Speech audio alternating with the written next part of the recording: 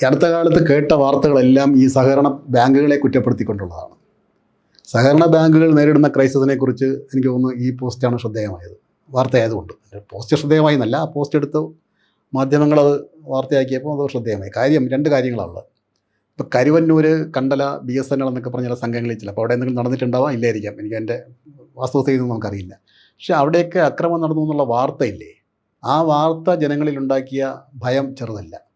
അതുകൊണ്ട് ഞങ്ങളെപ്പോലുള്ള സഹകരണ സംഘങ്ങളിൽ ആ വാർത്ത വന്നതിൻ്റെ അടുത്ത ദിവസം മുതൽ സ്വിച്ച് ഓഫ് ചെയ്തതുപോലെയാണ് പുതിയ ഡെപ്പോസിറ്റുകളുടെ വരവ് നിലച്ചത്.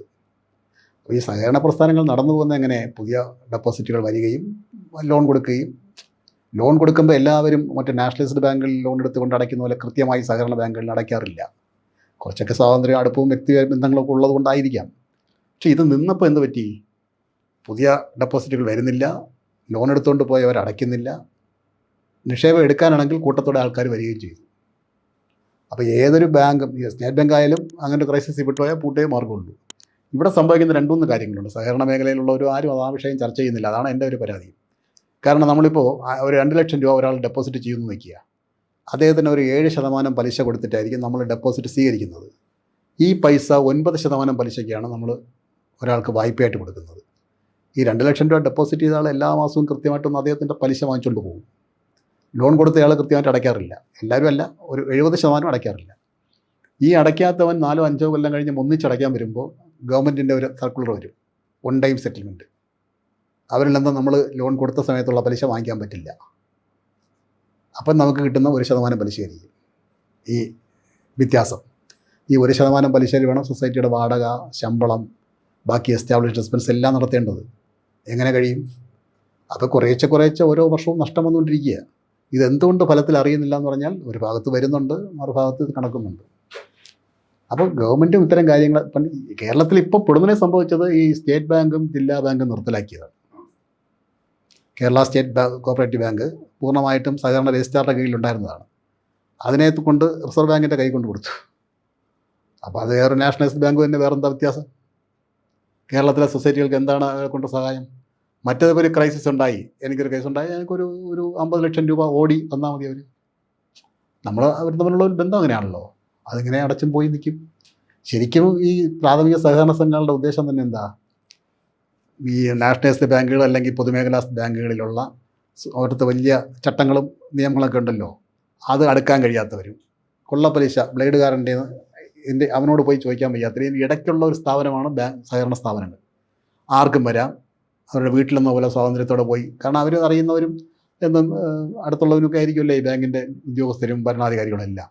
അവരോട് ഈ പറയാം, രാവിലെ അപേക്ഷ കൊടുത്താൽ വൈകുന്നേരത്തിനകം ലോൺ വാങ്ങിച്ചു പോകാം. കൃത്യമായി ലോൺ അടച്ചുകൊണ്ടിരിക്കുന്നവർക്ക് സഹകരണ ബാങ്ക് പോലെ ഇത്രയും സഹായം ചെയ്യുന്നവർ പ്രസ്ഥാനമില്ല. ആ ഒരു കൺസെപ്റ്റിലാണ് സഹകരണ ബാങ്കുകൾ കേരളത്തിൽ ഇത്രയും വളർന്നത്. അത് എന്നില്ലാതായോ സഹകരണ മേഖല തകർന്നു. അതാണ് സംഭവിച്ചത്. പിന്നെ ചിലർ ഇതിനെ ദുരുപയോഗം ചെയ്തിട്ടുണ്ട്. ഇപ്പം കുറേ എടുത്ത് റിയൽ എസ്റ്റേറ്റ് ബിസിനസ്സിൽ മുടക്കി, അവിടെ നിന്ന് വിറ്റ് ലാഭം കിട്ടുമ്പോൾ ഇവിടെ കൊണ്ട് തിരിച്ചടയ്ക്കും. ആ അടവെല്ലാം മുടങ്ങിയത് മറ്റേ ആ നോട്ട് നിരോധനമൊക്കെ വന്ന സമയത്ത് അതിൻ്റെ ഒരു നിയന്ത്രണം വന്നപ്പോൾ ഇവരുടെ ഈ സ്വപ്നങ്ങളെല്ലാം പൊരിഞ്ഞു. അങ്ങനെയും തകർന്നിട്ടുണ്ടാവാം. പക്ഷേ അതുകൊണ്ട് എല്ലാ ബാങ്കുകളും അങ്ങനെയാണെന്ന് പറയുന്നതിൽ അർത്ഥമില്ല. പുതിയ നിക്ഷേപങ്ങൾ നിന്നു എന്ന് പറഞ്ഞു, നിലച്ചു. ഈ വാർത്തകൾ വന്നതിന് ശേഷം ഇതങ്ങനെ ആവുമോ ഇല്ലേ എന്നുള്ളതല്ല, പക്ഷേ നിലച്ചു. പിന്നെ അങ്ങനെ എന്തിനാണ് റിസ്ക് എടുക്കുന്നത്? ചിലപ്പോൾ ആയില്ലായിരിക്കാം, പക്ഷേ എന്നാലും ജനങ്ങൾ ചിന്തിച്ചതാണ്, എന്താ എൻ്റെ ഇരിക്കുന്ന കാശിനെ കൊണ്ട് അവിടെ ഇടുന്നതിനാ, നാളെ ഇങ്ങനെ സംഭവിച്ചാൽ എന്ത് ചെയ്യും? ആ ഒരു ഭീതി വന്നു. നിക്ഷേപകർക്ക് അവരുടെ ഭയം കാരണം നിക്ഷേപം എടുക്കാൻ എല്ലാവരും കൂടി കൂട്ടത്തോടെ വരികയും ചെയ്തു. ഫേസ്ബുക്ക് ആ പോസ്റ്റിലൂടെ തെറ്റിദ്ധരിക്കപ്പെട്ടതാണ്, ആവശ്യമില്ലാതെ ഞാൻ ക്ലിയറായിട്ട് പറഞ്ഞിട്ടുണ്ടായിരുന്നത്. അതായത് ഇവർ വേറൊന്നും ചെയ്യണ്ട. ഇപ്പം എൻ്റെ പാർട്ടിയുടെ ഒരു നേതാവ് എനിക്ക് വായ്പ തിരിച്ചടയ്ക്കാനുണ്ടെങ്കിൽ, ഈ അനിലിൻ്റെ ഉദാഹരണം തന്നെ പറയാം. അദ്ദേഹത്തിൻ്റെ പാർട്ടിയുടെ, നമ്മുടെ പാർട്ടിയുടെ, അതിന് BJP-കാരനാണ്, 1-2 നേതാക്കൾ അടയ്ക്കാനുണ്ട്. ഇയാൾ ആ ജില്ലാ നേതാക്കളോടൊക്കെ പറഞ്ഞു, അവരോടൊന്ന് പറഞ്ഞ് അടപ്പിക്കുക. ഇവർക്ക് പറയാമെന്നുള്ളതേ ഉള്ളൂ, നമ്മൾ ജില്ലാ സെക്രട്ടറിയായിട്ട് തുടരണമെങ്കിൽ ആ വായ്പ അടച്ച് തീർക്ക്. നമ്മളൊരു ഉത്തരവാദപ്പെട്ട സ്ഥാനത്തിരിക്കുമ്പോൾ ഇങ്ങനെയുള്ള ചീത്തപ്പേര് കേൾക്കുന്നത് ശരിയല്ല എന്ന് പറഞ്ഞ് അയാളെ കൊണ്ട് അടപ്പിക്കാനും പകരം അവരെ ശ്രദ്ധിച്ചില്ല എന്നുള്ളതാണ് അയാളുടെ ഒരു ആരോപണമായിരുന്നത്. ആത്മഹത്യ ചെയ്യേണ്ട കാര്യമുണ്ടോ എന്ന് ചോദിച്ചാൽ ഇല്ല, അങ്ങനെയുള്ള ഇതൊന്നുമില്ല. പിന്നെ പാവം എല്ലാവർക്കും അങ്ങനെ പിടിച്ചിരിക്കാൻ കഴിയില്ലല്ലോ. അല്ല, ഞാൻ മനസ്സിലാക്കുന്നത് ഏതോ ഒരാൾക്ക് ഇയാൾ കുറച്ച് പൈസ, ഡെപ്പോസിറ്റ് ഇട്ട പൈസ കൊടുക്കാമെന്ന് ഏറ്റിരുന്നു, മറ്റവരടയ്ക്കാമെന്ന് പറഞ്ഞത് വിശ്വസിച്ചിട്ട് അവരടച്ചില്ല. സമയത്ത് ഇദ്ദേഹത്തിന് കൊടുക്കാൻ കഴിഞ്ഞില്ല. ഇത് പറഞ്ഞു കേൾക്കുന്നതാണേ, നമുക്കറിയില്ല. അങ്ങനെയാണെന്ന് പറയുന്നു. പക്ഷേ അങ്ങനെയാണെങ്കിൽ പോലും ഇതൊരു മാർഗ്ഗമല്ല, ഇത് ചെയ്യേണ്ട കാര്യം ഉണ്ടായിരുന്നില്ല.